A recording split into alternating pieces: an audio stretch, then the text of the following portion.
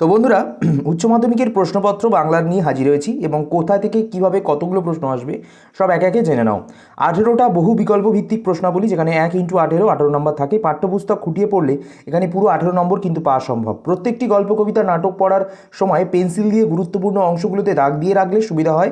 সঠিক বিকল্প নির্বাচন করার সময় কিন্তু অবশ্যই খ ও ঘ বিভাগে ঠিকভাবে লিখতে হবে। পরীক্ষক বুঝতে না পারলে নম্বর দেবেন কিভাবে? তাই সংক্ষিপ্ত উত্তরভিত্তিক প্রশ্নাবলী থাকে 1x12। এক্ষেত্রে গল্প, কবিতা, নাটক, সাহিত্যের ইতিহাস, ভাষার ইতিহাস খুঁটিয়ে পড়তে হবে। 2023 সালে যেসব গল্প ও কবিতা থেকে বড় প্রশ্ন এসে গিয়েছে, সেখান থেকে ছোট প্রশ্ন ভালো ভালো করে তৈরি করতে হবে। রূপনারায়ণের কুলে শিকার কবিতা থেকে ছোট প্রশ্ন তৈরি করতে হবে। 1 নম্বরের প্রশ্ন লেখার ক্ষেত্রে উৎস ও রচয়িতার নাম লেখার প্রয়োজন নেই, অনধিক 20টি শব্দের মধ্যে উত্তর লিখতে হবে, সেটা মাথায় রাখা প্রয়োজন। এরপর বলি বিষয়ভিত্তিক বা বর্ণনামূলক প্রশ্নগুলি থাকে, অর্থাৎ প্রশ্নের মান যেগুলো 5 থাকে। এখানে 150 শব্দের উত্তর লিখতে হয়। এখানে একদম পরিমিত ও যথাযথ উত্তরের জন্য বিশেষ কিন্তু মূল্য দেওয়া হয়ে থাকে।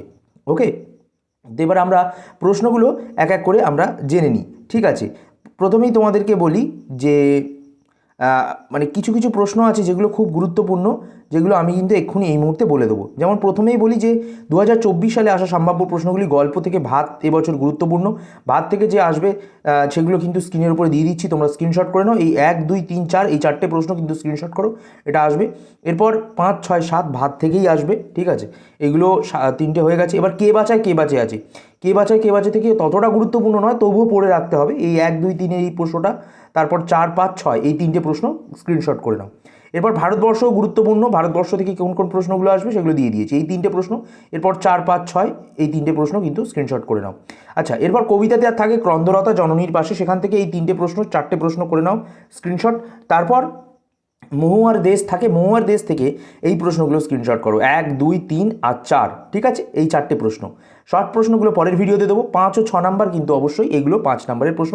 5 ও 6 নম্বরের প্রশ্নটাও টুকে নাও। আমি দেখি থেকে প্রথম 3টে 4টে প্রশ্ন সুন্দর করে স্ক্রিনশট করে নাও বা ভিডিও পজ করে টুকে নিতে পারো। এরপর 5-এর দাগের প্রশ্নটাও টুকে নেবে। এরপর নাটকের বিভাগ বলে একটি নাটক রয়েছে, নাটক যেখানে 1, 2, 3, 4 এই 4টি কিন্তু অবশ্যই প্রশ্ন তোমরা খাতার মধ্যে টুকে নেবে। ঠিক আছে, এরপর 5, 6, 7 এই 3টি প্রশ্নও টুকে নেবে। এরপর নানা রঙের দিন বলে একটি নাটক রয়েছে, যেখান থেকে 3টি প্রশ্ন, যেখান থেকে কোনো প্রশ্ন পড়বার দরকার নেই রয়েছে, বাট তোমরা বিভাগ থেকেই পড়ো। পড়তে জানে এমন এক মজুরের প্রশ্ন থেকে এই 3টি প্রশ্ন স্ক্রিনশট করে নাও।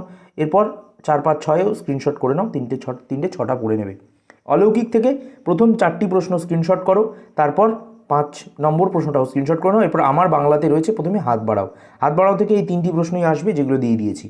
এরপর মেঘের গায়ে জেলখানা থেকে, সেটা থেকেও কিন্তু 4-5টা প্রশ্ন আসবে, মানে 4-5টা প্রশ্ন ইম্পর্টেন্ট, সেখান থেকে এই 3টি স্ক্রিনশট করে নাও। তারপরে 4 নাম্বারটা কারো পাহাড়ের নিচে থেকে 3টি প্রশ্ন স্ক্রিনশট করো, তারপর 4 নাম্বারটাও স্ক্রিনশট করে নাও। 4 নাম্বার কিন্তু হাতি বেগার আর চললো না। ভাষা থেকে কী কী প্রশ্ন আসবে দেখে নাও। প্রথম 3টি প্রশ্ন স্ক্রিনশট করো, 4 নম্বর প্রশ্নটাও স্ক্রিনশট করে নাও। নিচ থেকে উপরের দিকে স্ক্রিনে যাচ্ছে 5 নাম্বার, 6 নাম্বার, 7 নাম্বার এই 3টি প্রশ্ন স্ক্রিনশট করো। বাঙালির শিল্প, সাহিত্য, সংস্কৃতি থেকে, বাঙালির বিজ্ঞান চর্চা থেকে কোন কোন প্রশ্নগুলো, এই 3টি প্রশ্ন স্ক্রিনশট করে নাও। বাংলা গানের ধারা থেকে এই 3টি প্রশ্ন স্ক্রিনশট করো। বাংলা চিত্রকলা থেকে এই 2টি প্রশ্ন স্ক্রিনশট করো। বাংলা চলচ্চিত্র থেকে 1টি প্রশ্ন স্ক্রিনশট করো। বাংলার ক্রীড়া সংস্কৃতি থেকে এই 3টি প্রশ্ন স্ক্রিনশট করো।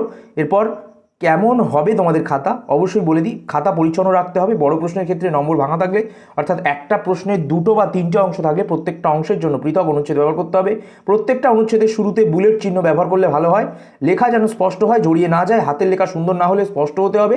বই পড়ার সময় মনোযোগ দিয়ে বানান পড়ে থাকলে অনেক সুবিধা, কারণ বানান ভুলের জন্য অনেক নম্বর কাটা যায়।